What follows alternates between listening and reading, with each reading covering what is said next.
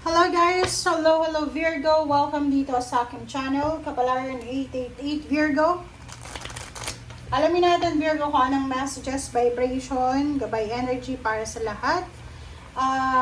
General reading siya. Alamin natin kung may mga tao bang iniisip ka, may stalker ka ba, or kung ano ba yung nangyayari sa buhay mo sa ngayon. Okay.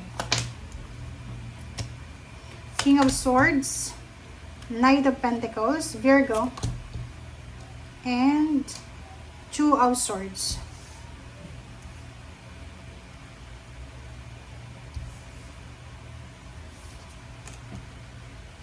Okay.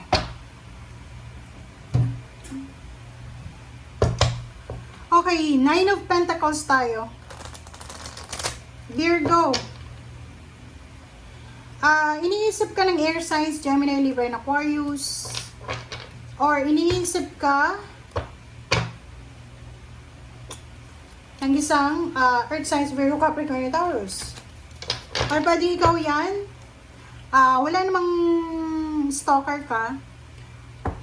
Pwedeng yung nakikita natin dito is ikaw ito. You're waiting for an information. You're waiting for the direction. Medyo nahihilo ka eh, 'di ba? Medyo nag-aalala ka. Two of Swords tsaka King of Swords.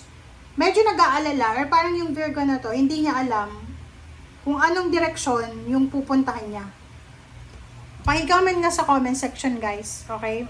Comment section, Virgo. Kasi, yung Two of Swords na yan is parang hindi mo alam.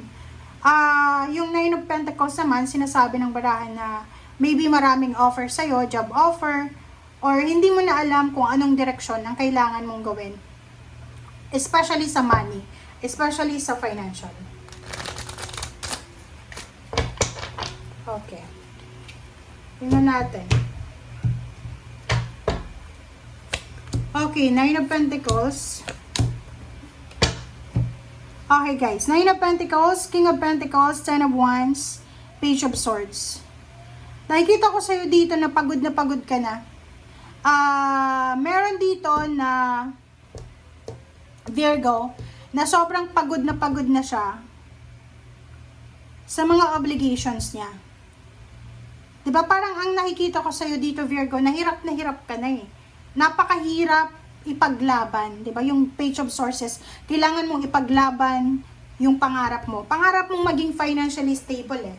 Pangarap mong like for example, magkaroon ng maraming pera. Pangarap mong magkaroon ng trabaho na mataas yung sweldo. So nakikita ko sir dito, eto ikaw, Page of Swords, sobrang pagod ka na sa pakikipaglaban about sa money, about sa paghahanap mo ng trabaho. Okay. Comment down below if you resonated dito. Okay. Okay. I hope nakikita nyo guys. King of Swords. Tingnan natin. Seven of Wands. Seven of Wands tsaka Page of Swords. Pareho din laman siya. So, nakikita ko sa'yo dito na kailangan mong baguhin yung direction mo. Kumbaga, kailangan mong isipin kung ano talaga yung pinaka-essence ng buhay mo.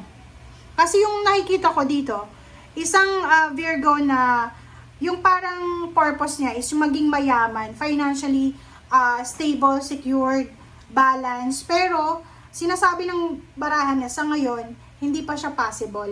So, kailangan mong magdesisyon. Kailangan mong magdesisyon, okay, na proteksyonan ang iyong family. So, ibig sabihin, prioritize emotion, prioritize your family ngayon muna bago ka mag-prioritize sa financial. Kumbaga, halimbawa kung nasa crossroads ka, 'di ba? Ito, Two of Swords, hindi mo alam ano ba yung importante, yung love life ko or yung family ko. Ano bang importante, yung family ko or yung trabaho ko. So, eto sinasabi ng baraha sa'yo na kailangan mong i-prioritize sa ngayon yung pera. Emotion. So, bakit pera? Stanley. Okay. Okay, Two of Swords. Diba? Sa Two of Swords dito, sinasabi ng barahan na hirap ka talaga. You're suffering emotionally, hindi ka makatulog sa gabi eh. Parang kinokonsensya ka. May guilt dito. And Four of Pentacles and Page of Cups. Sinasabi ng baraha sa'yo dito na hirap ka na para sa pag-iipon ng pera. Kumbaga, kailangan mong magtrabaho, kailangan mong kumayod, kailangan na meron kang gagawin everyday na pwedeng pagkakitaan. Kasi meron kang pamilya na naghihintay sa'yo. You have obligations eh. Comment down below. Okay? Okay. Tingnan natin. Ano ba ang mga messages ba?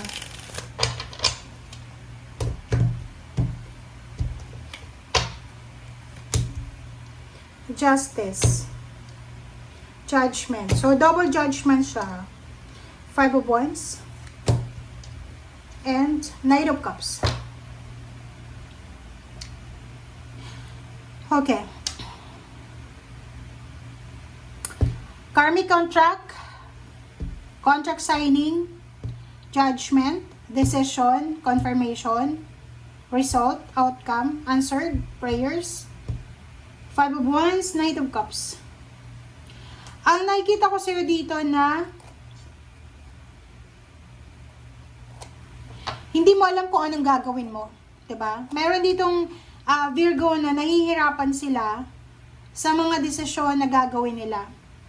Especially sa relationship, maybe you're married, Virgo. Babae kang Virgo.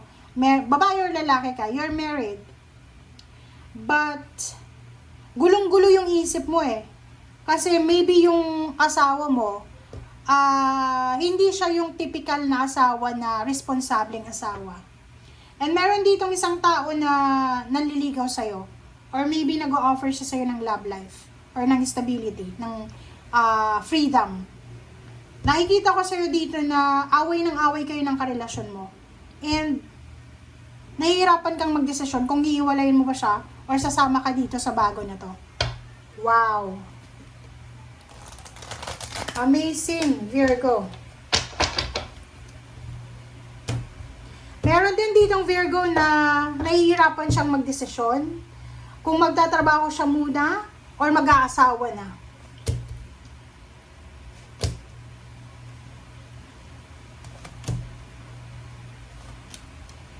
Okay, double confirmation, yung Nine of Swords. Sinasabi ng baraha sa'yo na sa ngayon, Virgo, siguro ang emotion mo is Nine of Swords. Namumroblema, hindi alam kung anong gagawin, especially sa family. Pero, sinasabi sa'yo na in the near future, once na na-overcome mo to, na mga problema na to sa ngayon, Four of Wands, sinasabi ng baraha na posibleng ibigay sa'yo ng universe yung emotional completion, happiness, na hinihingi mo. Like for example, emotional balance, like additional member ng family, new baby, kasal, kung ikaw ay single, new job, new career, new business offer, Three of Cups celebration. So, parang sinasabi dyan sa'yo ng baraha Virgo na kung ano man itong pinagdadaanan mo sa ngayon, pagdaanan mo lang siya kasi may naghihintay sa'yo na emotional and financial stability and celebration. So, di ba? Sayang eh. Ito yung sa ilalim mo, Chariot and Temperance. So, kailangan mong maging mapasensya, kailangan mong maghintay. Kung kayo ay nagmamanifest ng success, kailangan ng hard work, patience, and determination. Kasi hindi nyo makukuha yung success and just ganun lang. Okay? And sa kasalukuyan, if nahihirapan ka na parang hindi mo alam kung anong direksyon ang tatahakin mo, mag-pray. Reflect, mag-pray. Tumahimik ka muna. Okay? Spend time alone. Take a rest. And after mo makapagpahinga, makikita at makukuha mo kung ano talaga ang bagay na dapat mong gawin. Okay? So, yan guys ang sinasabi ng baraha. Maraming salamat sa panonood. See you again. Bye!